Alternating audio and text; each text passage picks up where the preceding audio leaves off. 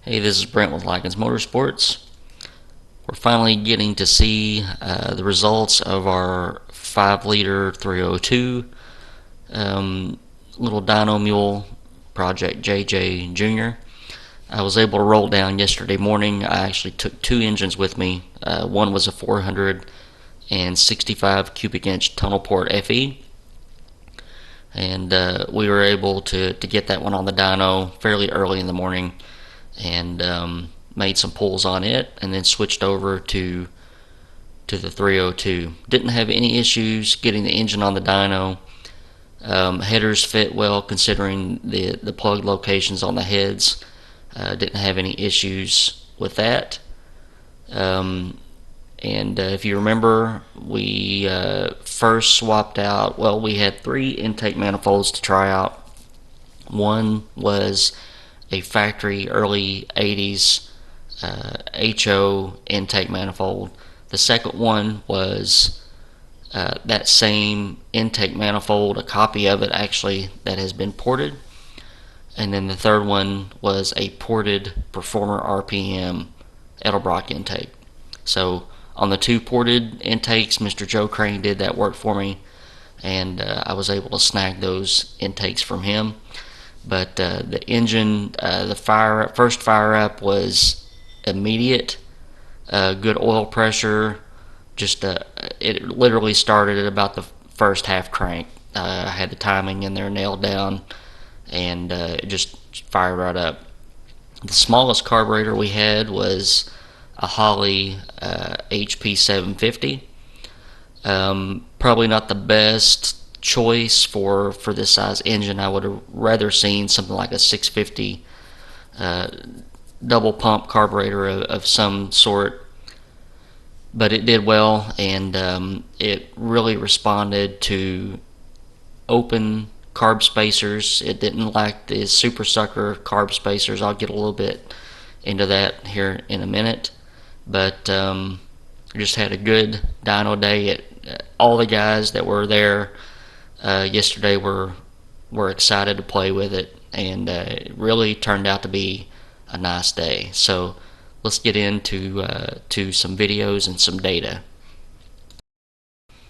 Alright, so here's a shot of after we first got her on the dyno. We got our timing light hooked up, got water in it.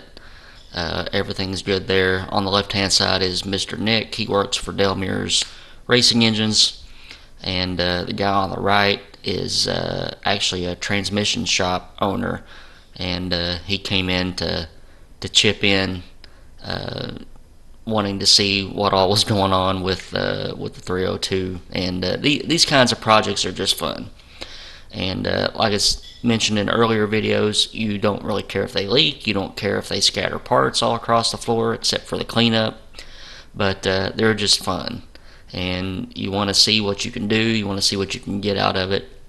But everybody came in and chipped in. So it fired up immediately, and after we got a little bit of heat in it and checked everything out, if you remember, this is an engine that the condition was pretty much unknown to me, so we just fired it up and checked out the vitals. The first thing that really caught my attention was how quick the throttle response was. Juice it, Nick.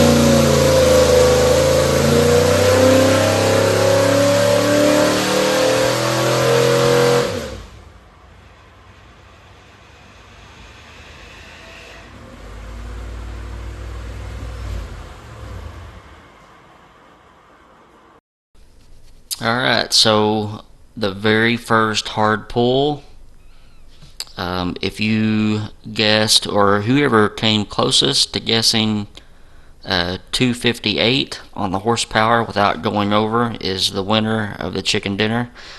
Um, you'll get some Lykins Motorsports swag if we can deduce who was the winner of that. 34 degrees timing. There was a pull to 5,500 RPM.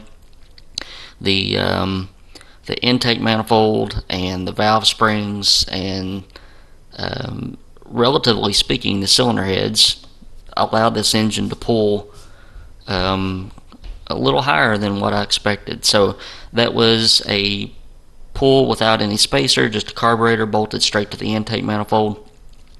258 horsepower at 4,600 RPM with 330 pound-feet of torque. Alright, so the next plan of action was to try a 1-inch super sucker, and it really surprised me that it kept about the same horsepower and lost 10 pound-feet of torque. So that tended to be the trend throughout the intake changes. I don't know what about the engine that it didn't really like the super sucker, but here's the trend so far. So we would try a super sucker 1-inch, and then 2 half-inch open phenolic spacers mashed together. We didn't have a 1-inch, so we had to use 2 half-inch. So each intake manifold got no spacer, a 1-inch super sucker, and then 2 half-inch open phenolic spacers. So this dyno sheet, we are looking at the 2 half-inch phenolic spacers stacked together. We gained a few horsepower, lost a little bit of torque, but otherwise gained a little bit of power. The trend also was the air-fuel ratio would go pig rich with the 1-inch super sucker. It really surprised me. It would dip down into the 10s and 11s on air-fuel ratio. When we would put the phenolic spacers on, as you can see, it went up to those low 13s, high 12 numbers that we like to see. So, yeah, those little spacers worked really, really well. So I did pull some plugs, looked at the timing marks. The timing was spot on, about 34 degrees where it needed to be. You'll see there that the oil filler neck, we just pulled the cap off to let the engine vent. There was absolutely zero blow by on this little engine. So again, testament to a very good core. The factory intake manifold was about 140 CFM as Joe floated, and I got, so everybody liked to watch, but not very many people like to help out switch intake manifolds, but I could do it from the very start to where I drained the water out to the very end where it was ready to dyno again, 20 minutes. I could zip through it pretty quickly, so didn't have no problems getting the intake off and on. The grease on the intake gaskets really helped out. The silicone end rails peeled right off. I laid a new bead down, set the intake back down, bolted it up, and I didn't have any oil leaks or anything like that. So that Dow Corning 732 silicone works really well for a hot swap intake on the dyno. Didn't have any issues. Here's a shot of how everything looks, and again you can see the white lithium grease on the intake gaskets. The intake gaskets stayed intact. It didn't have to touch them. Everything nice and clean inside the lifter valley.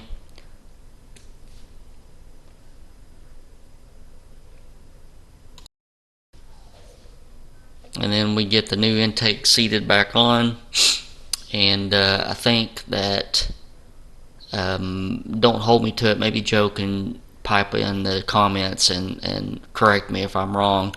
I think the original intake was in the 140s. I think this one was in the 180s, so a little bit closer to what the heads flow. But there's the shot of the ported factory intake going back on, bolted down, and then we were ready to make a pull again.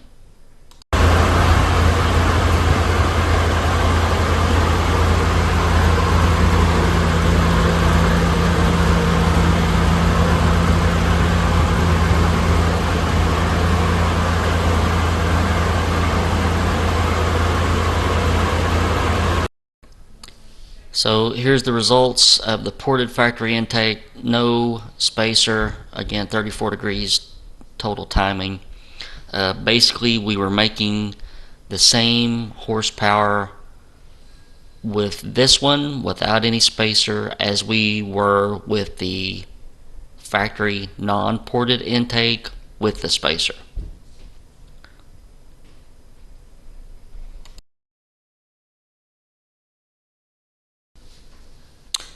Few minutes of changing spacers. We put the 2 half-inch open phenolic spacers on and picked up about 8 horsepower and a little bit of torque. So again, a testament to that engine just like those spacers.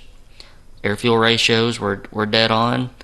Oil pressure was going up throughout the pull, so we were doing well. Next was time to change intakes again, another 20-minute cycle, and we get the Performer RPM intake on.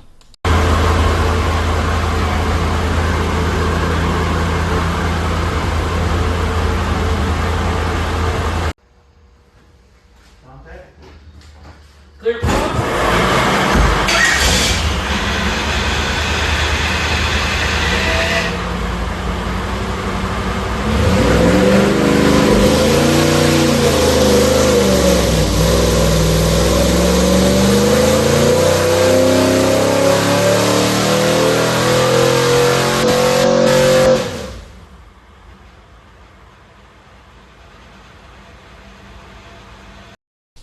So the first results to the Performer RPM, no spacer, we got 272 horsepower and roughly 330 pound-feet of torque. So torque did not go up, but horsepower went up a little bit, and the peak stayed the same.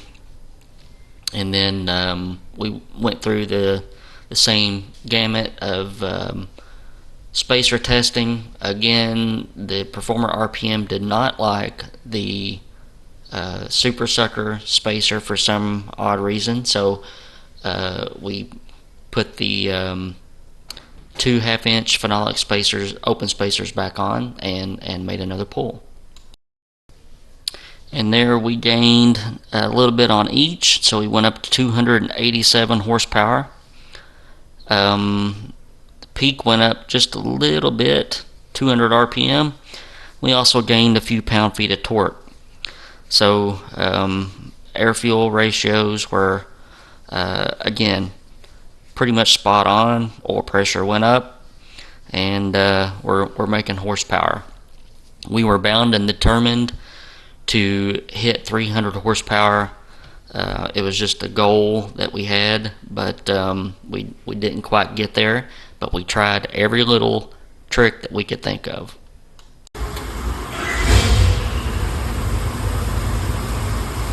About 4,500.